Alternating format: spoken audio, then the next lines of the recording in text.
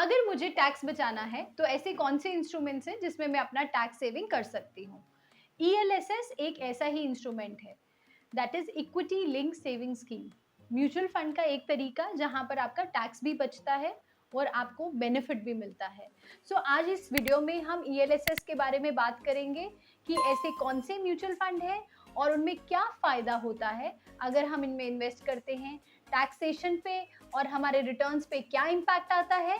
Let's start the video and understand that.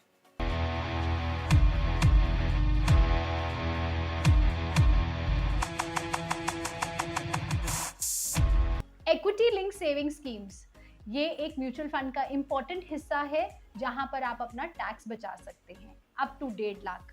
पर इसमें आप इन्वेस्टमेंट की कोई सीमा नहीं है, आप 500 रुपए से शुरू कर सकते हैं और 5 लाख तक इन्वेस्ट कर सकते हैं। There is no limited, but tax liability आपकी अगर 1.5 लाख तक की आपको एज ए स्लैब 1.5 लाख तक ही इन्वेस्ट कर सकते हैं तो उसका ये बेनिफिट आपको एटीसी के अंदर मिल जाता है।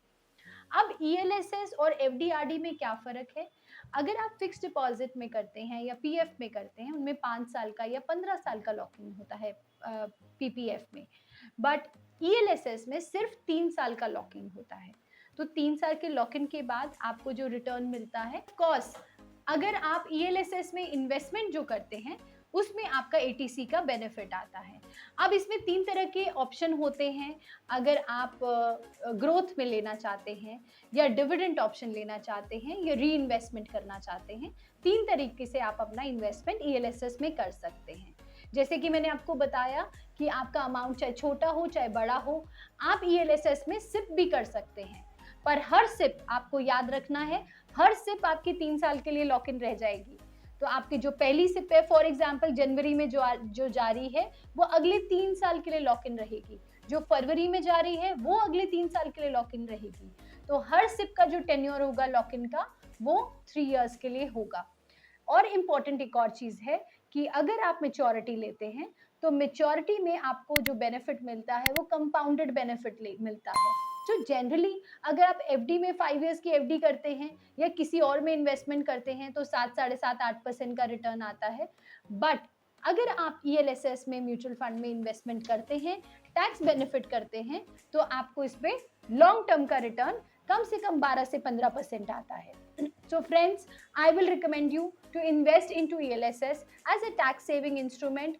अवधि बहुत कम है, 3 साल का लॉक इन है, छोटे छोटे अमाउंट में इन्वेस्ट कर सकते हैं।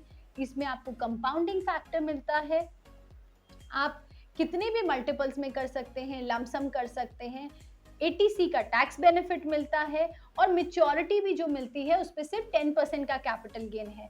तो over and over it is a very good package, बहुत अच्छा पैकेज है जिसमें आप इन्वेस्टमेंट कर सकते हैं। और ये इंस्ट्रूमेंट को हम ज़्यादा से ज़्यादा प्रमोट करना चाहिए, बिकॉज जितने भी मार्केट में इंस्ट्रूमेंट है उससे हमें रिटर्न भी बहुत अच्छा मिलता है ईएलएसएस में। So friends, you can invest in Bharti AXA, BOI AXA का एक टैक्स सेवर है, टाटा का टैक्स सेवर है, सुंदरम का टैक्स सेवर है, कैनरा रुबेको का टैक्स सेवर है, कोटक का tax saver equity savings fund है, एसबीआई का टैक्स सेवर है। ये सारे टैक्स सेवर्स आपको बेहतरीन रिजल्ट्स देते हैं। So thank you friends for listening to us in ELSS. आपको इसके बारे में और कोई जानकारी चाहिए या कोई और इन्फॉर्मेशन, और या आप चाहते हैं कोई और वीडियो हम आपके साथ शेयर करें, सो प्लीज़ हमें अपने कमेंट सेक्शन पे लिख के बताएं और हमें सब्सक्राइब, लाइक और फॉलो कीजिए। Thank you so much.